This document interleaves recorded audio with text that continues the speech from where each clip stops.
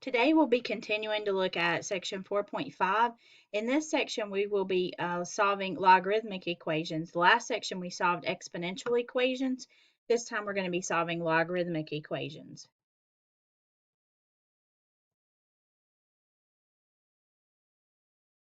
Okay, so just an important rule, we cannot divide away the log, so we have to deal with other ways to get rid of that, and that's what we're going to be looking at here with the examples today. So the first strategy we're going to look at is when you have a logarithmic equation and you have logs on one side of the equation only. And that would be an example like we have here. I'm going to go ahead and put a set of parentheses in here because I should have typed those in for this particular problem. So the first step we want to do is to isolate the logarithmic term on one side of the equation. Okay, so you might first need to combine the logarithmic terms into one logarithm using those combine or condense rules that we talked about a couple sections ago. So here we don't really have to do that because we have a single logarithm on one side and our logarithm is actually isolated, so we're ready to go with just this. Okay, if we move on, the next step is we want to write the equation in exponential form to get rid of the log. Okay, get rid of the log. So looking at this, to put this in exponential form, we're going to start with our base, raise it to our power, and then set it equal to this part here. So we're going to have 3 to the second equals 4x minus 7. All right, from here we just have a regular linear equation. 3 to the second is 9. If we add 7 to both sides, we're going to get 16, and then divide by 4, and we get x equals 4. Okay, here's another example where we have logs on just one side of the equation, except this time, in order to isolate the logarithm, we actually need to combine the two together. So in combining these two together, we know that our property says that if we have two logs added together, then we can combine it into a single log where we have those terms multiplied. So we have this expression here once we multiply these two together into a single log. Once we have a single log on one side, we're going to put it in exponential form. And hopefully you recall that there's an understood base of 10 here. So it's going to be 10 raised to the second power equals all of this. So 10 to the second equals this expression. We'll simplify and multiply this out. This is a quadratic. So with a quadratic, we want to get it set equal to 0. And once it's set equal to 0, then we can factor this. And you can see how it factors. If you don't readily see that this factors, you could have used the quadratic formula. That would work as well.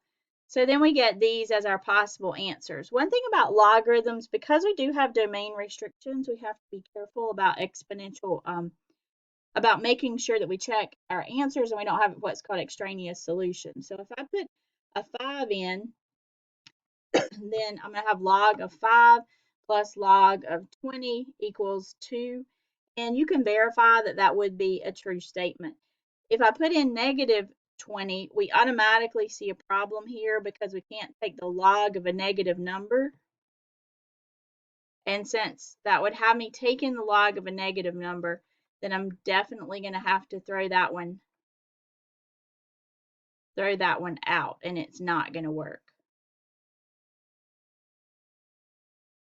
Okay, so we have a few to practice on. I'm going to go through these examples and then I have some others that would be practice for you. So on the first one here that we have the natural log of x equals 8, we have our logarithm already isolated. So what I need to do is I need to put it in exponential form.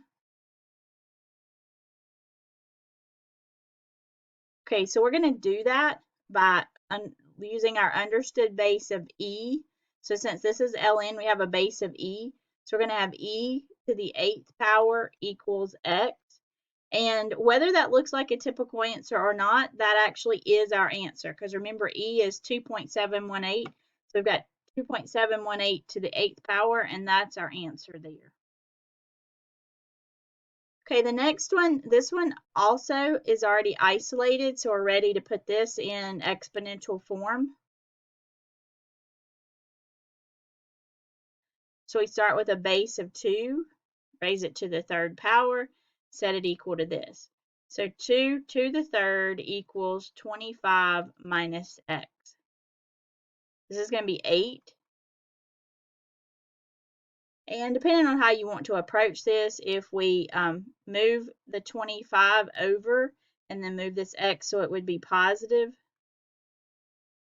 18. Apparently I am not subtracting right today. Okay, moving on, we want to solve this one for x. So we've got to isolate this logarithm here. So the first thing I want to do is move the 4 away. So I have 3 log of 2x equals, and remember I'm subtracting here, so that's going to be 12. I want again to get this log 2x by itself, so I'm going to get rid of the 3.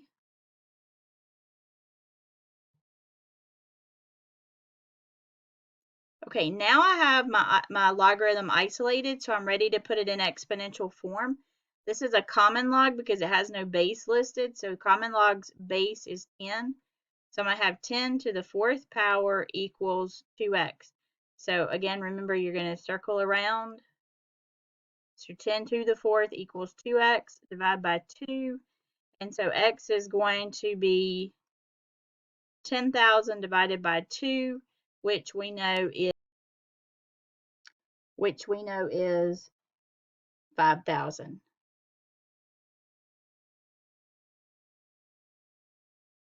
Okay, here's another logarithm that we need to simplify. So we're going to combine these together. We've got 2 logarithms. We need a single logarithm, so we're going to combine this one and this one together, and we have an addition sign. We're going to combine them together, and we'll have x plus 2 times x minus 1, going back to condensing logarithms together. All right, so here I'm going to put this in exponential form. Okay, so I have an understood base of 10, so I'm going to start with that. I'm going to raise it to the 1st power, and then I'm going to set it equal to the x plus 2 and x minus 1. So again, that understood 10 there.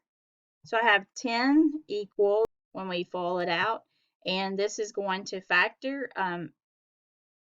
Actually, before we try to factor it, I'm going to set this equal to 0. Okay, and then this will factor.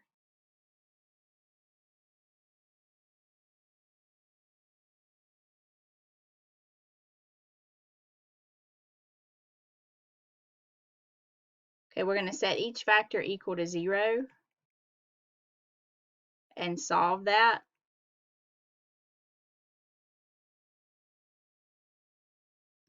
Okay, and so we get these 2 answers. When we do that and we go to plug these back in, if I put a -4 in here, -4 plus 2, I'm still going to have a negative inside this logarithm, so I'm definitely not going to be able to use that one. If I put the 3 in, 3 plus 2 would be 5, 3 minus 1 would be 4, so it looks like that one would work for us there.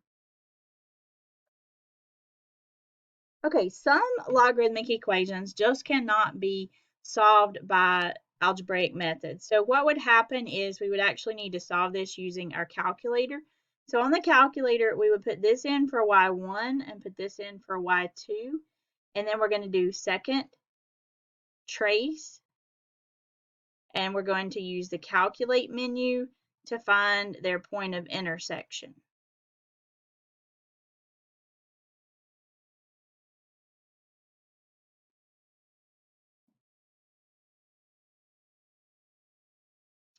Okay, so once it has you go through choosing the first curve, the second curve, and the guess, then you're going to see that you have 2 points of intersection, and those points of intersection are -0.7 and 1.60. Okay, so here's another one where you have 2 logarithms that we need to combine together.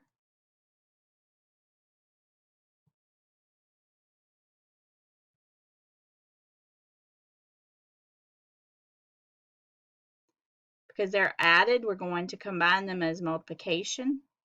So we're going to start with our base of 9, raise it to the 1st power, and then come back around.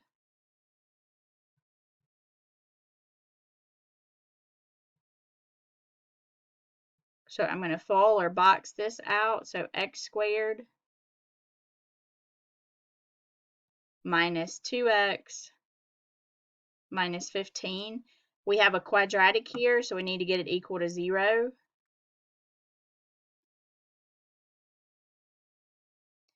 Right, we want to try to factor this, and it will factor. So we're going to have x minus 6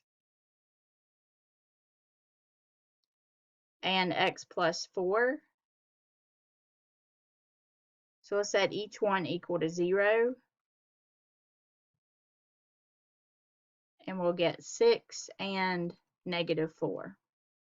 When we plug those in, if I put 6 in, 6 would be fine. If I put negative 4 in, then I'm going to be taking the log of a negative number, so I do need to eliminate that answer.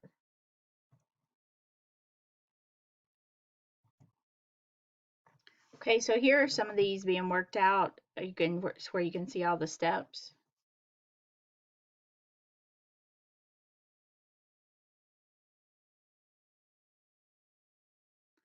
Okay, moving on to the second type of logarithmic equation that you might have to solve, and that's when you have logs on both sides. So essentially, you're going to isolate one logarithm on one side and one logarithm on the other side. So in doing that, you may have to combine these together. So here I'm going to combine these two into one logarithm, and I'm going to combine these two into one logarithm. So the good thing about that is when we have logs and they have the same bases, then these are essentially going to cancel each other out, and you're just going to be left with what's here. So I'll have an x plus 5 times 2 and a 6 times 3x minus 1. And then we can solve this just as a regular linear equation. We'll distribute the 2 through, distribute the 6 through. We get this. We'll subtract 2 from both sides and add 6 to both sides, and we end up with x equals 1 as our answer. Okay, so here's one for us to practice with. I'm going to combine these two logarithms into a single logarithm because they both have a base of 2. So addition combines to be multiplication.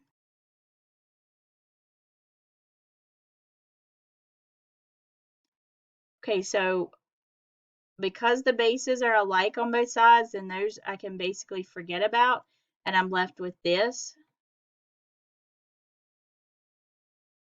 So I'll distribute.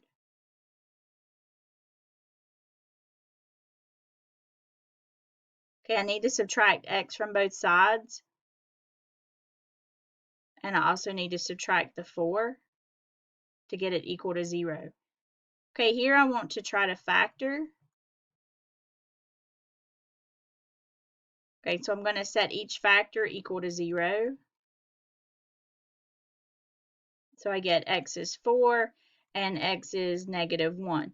So of course we need to try those, and right off the bat we see that we're going to have to throw out this negative 1, but it looks like if I put 4 in, 4 should work for it. So we're going to get 4 as our answer. You really do need to not just check to make sure you're taking the log of a positive number. You actually need to see that one side equals the other side numerically. But I mean, I think everybody's capable of doing that without me going through all those steps.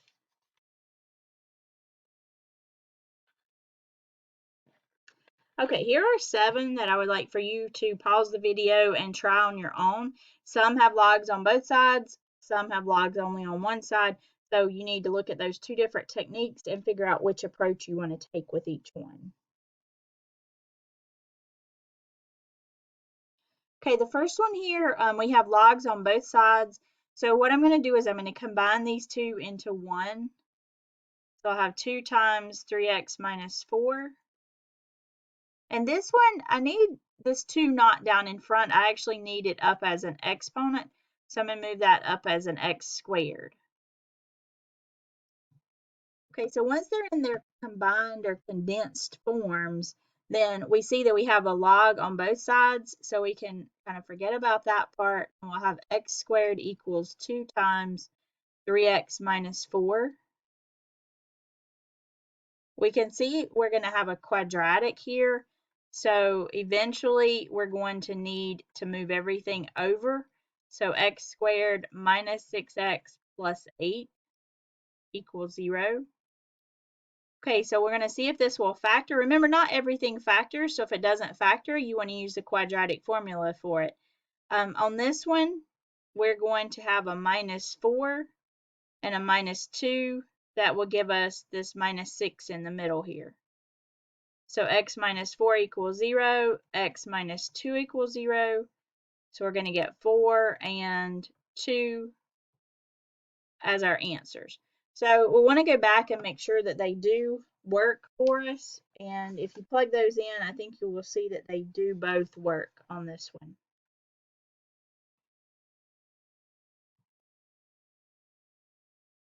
Okay, on the next one, we have logs on both sides, so we're going to combine together. So we'll have log of x plus 4 times 3 equals a log of 5 times 2x minus 3. Okay, since we have logs with the same bases on both sides, we're going to go with this, the argument part here.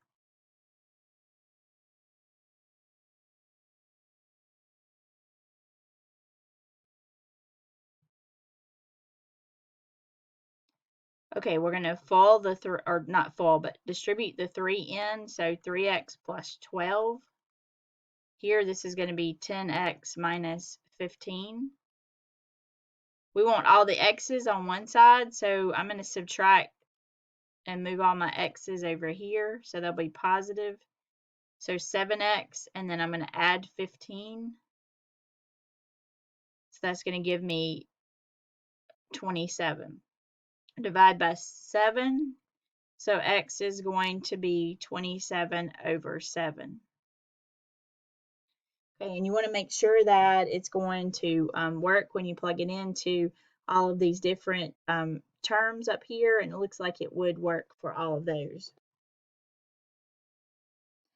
Okay, this one has a log on one side, so we're going to put it in exponential form. So if I'm putting this in exponential form, it has a base of e. So it'll be e to the 5th equals x, and that would be my final answer.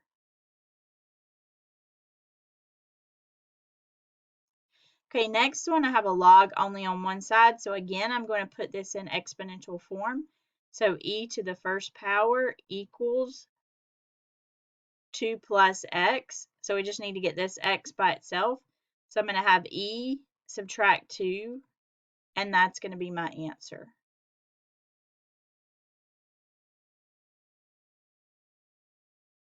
Next one, we have, again, log by itself on one side. And so I'm going to go with my base here. My base is understood 10. So 10 to the 2nd power equals this. 10 squared is 100. Subtract 5. Then we'll divide by 3. And so x is going to be 95 over 3.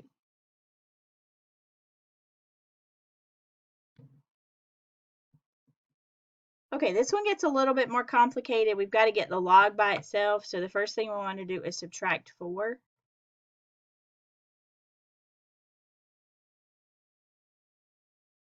Okay, we want to divide this negative away. So I'm going to divide both sides by -1.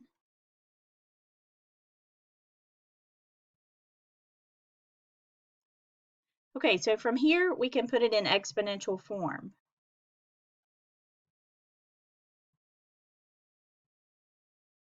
So we're going to have 10, because we have an understood base of 10.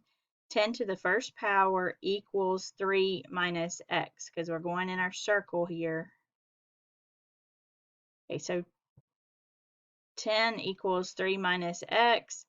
So we want the x by itself, and if we subtract 3 from both sides, that's going to give us 7 equals -x. Divide by -1, and so x is going to be -7. So at first glance, you think, well, this is a negative, we're going to end up throwing this out, but we actually don't, because when we go back up here to plug this in, 3 minus a -7 is actually going to be a +10, and that would be okay to take the log of. So we don't have to throw it out just because it's negative. It's not that this number is negative, it's that this up here is negative. That's the part we have to be concerned about, not the sign of our answer. Okay, looking at this one, we've got logs on one side that we need to condense together. So we're going to have to condense this addition into multiplication and then put it in exponential form. So we're going to have 2 to the second equals x times x minus 3. So 2 to the second is 4. We'll distribute here. And since this is a quadratic, we are going to move the 4 over and then factor this if we can.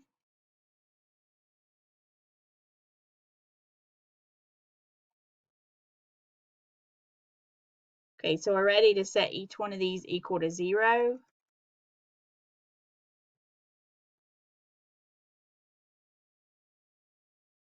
Okay, so we get 4 and negative 1. If we put 4 in up here, both of these would be fine. If we put negative 1 in, then we're going to have a log of a negative number, so we have to throw that one out.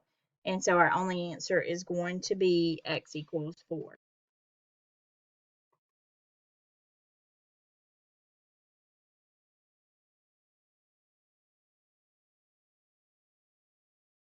Okay, so why are we really concerned about solving these equations when our variables in our exponent, for instance?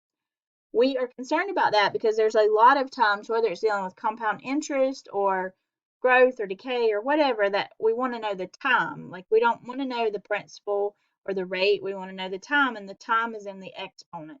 So that means that we have to be able to solve exponential equations in order to get that. So what we've got here, this is just kind of a summary of the different formulas we've talked about thus far. The first one is just simple interest, if you're talking about where it's compounded for 1 year. The next one is when it's compounded n times per year, where n is the number of times it's compounded.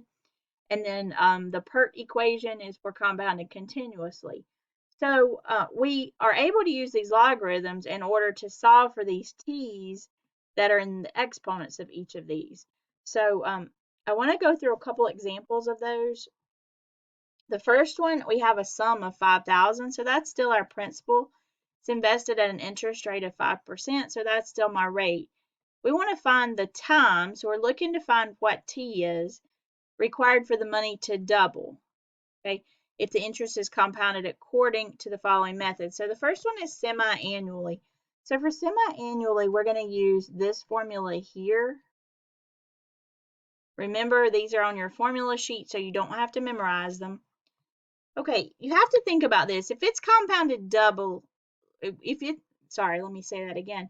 If we want our money to double and we start with 5,000, then we're going to have 10,000 once it doubles. Okay, so we're going to go from 5,000 to 10,000. Our principal that we started with was 5,000. Our rate was 5%, so I'm going to put in 0.05 for that. Semi-annually would be n equals 2. And we don't know the time, so that's our variable, that's our unknown.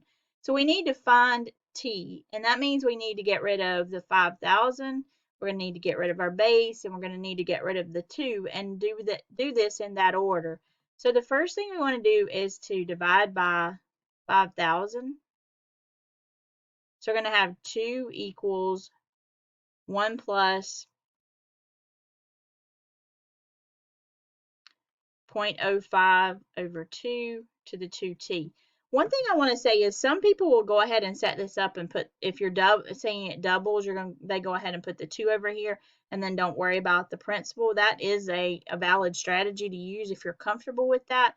Otherwise, I would just say think of what it would be if it doubled and put that in and then work from there with it. Okay, so the next thing I want you to do is to simplify this, this base here. So we're going to have 2 equals,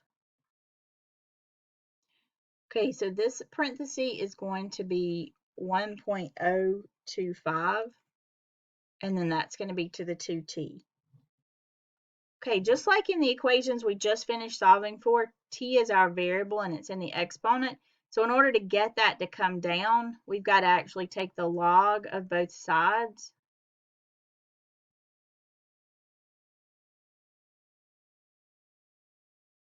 Okay, by our properties, we can bring this 2t out in front.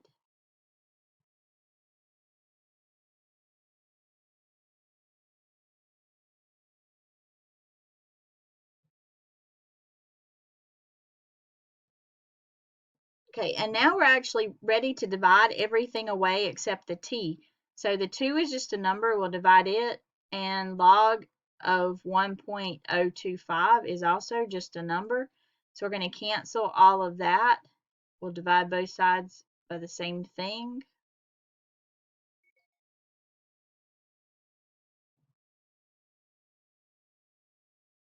So we're going to have t equals the log of 2 divided by 2 log of 1.025. Now, I will say that when we're doing word problems, somebody doesn't want to know that their time needs to stay in log 2 divided by 2 times the log of 1.025 years. That's not something that we use in normal layman conversation. So in these type word problems, go ahead and give that answer as a decimal. And since it'll specify in WebAssign how far around, let's just do 2 decimal places for this. So we're going to end up on this one with approximately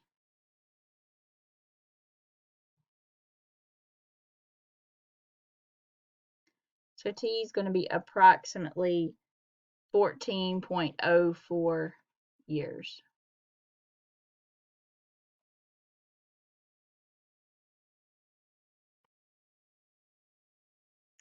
Okay, if we look at the same scenario, except this one's compounded continuously. Continuously, we use the PERT equation, PE to the RT.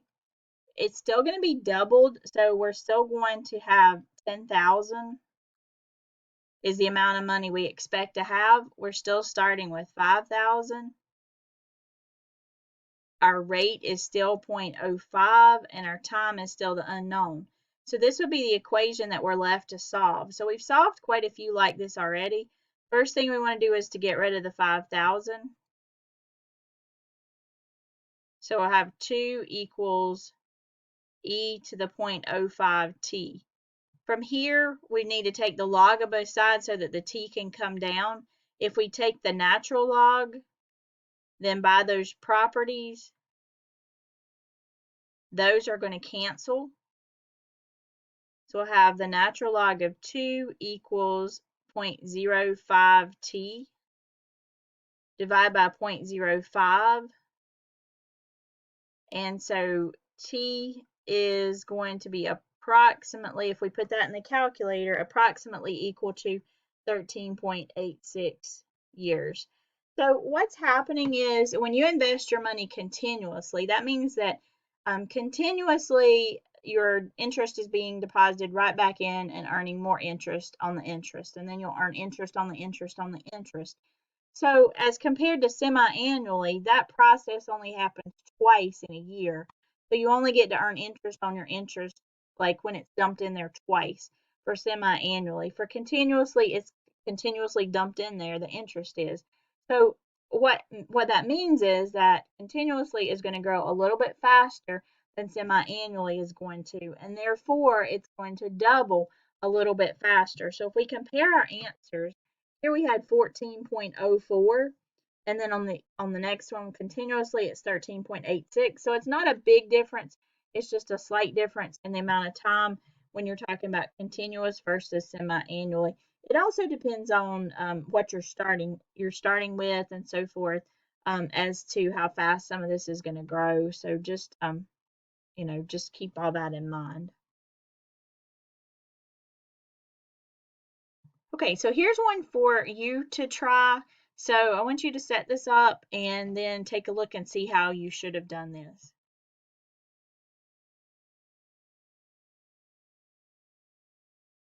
Okay, when you read through it, you see that this one is growing continuously, compounded continuously. So we're going to use our PERT equation. So a sum of $1,000 is invested. So this is our principal. So that's going to go in for the P. Our rate is 4%. So I'll have 0.04. and time is what we're trying to find. So this time, instead of it doubling, we want to find the time required for the amount to grow to $4,000. So we start with 1,000. We want to grow it to 4,000, but we don't know how long that's going to take. So we're going to put the 4,000 over here because that is the amount of money we would have after a given time. Okay, so once we have everything plugged in, we're ready to solve for t. So the first thing we'll do is to divide by the 1,000. So 4 equals e to the 0.04 t. Okay, we want to get rid of the e so that we can work with the t. So we're going to take the natural log of both sides. Those will cancel.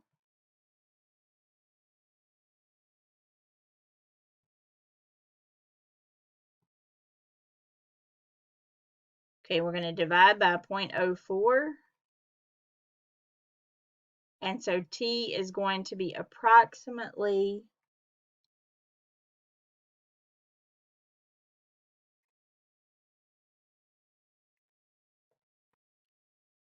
34.66 years. Okay, so that takes us to the end of section 4.5. The first part we looked at was solving for exponential equations. The second part solving for logarithmic equations.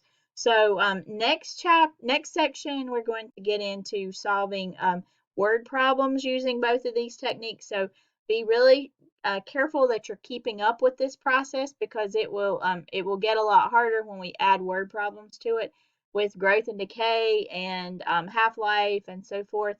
So just really practice these problems, solving these equations, and that will make the next so much easier for you. Okay, thank you. I hope you have a good day.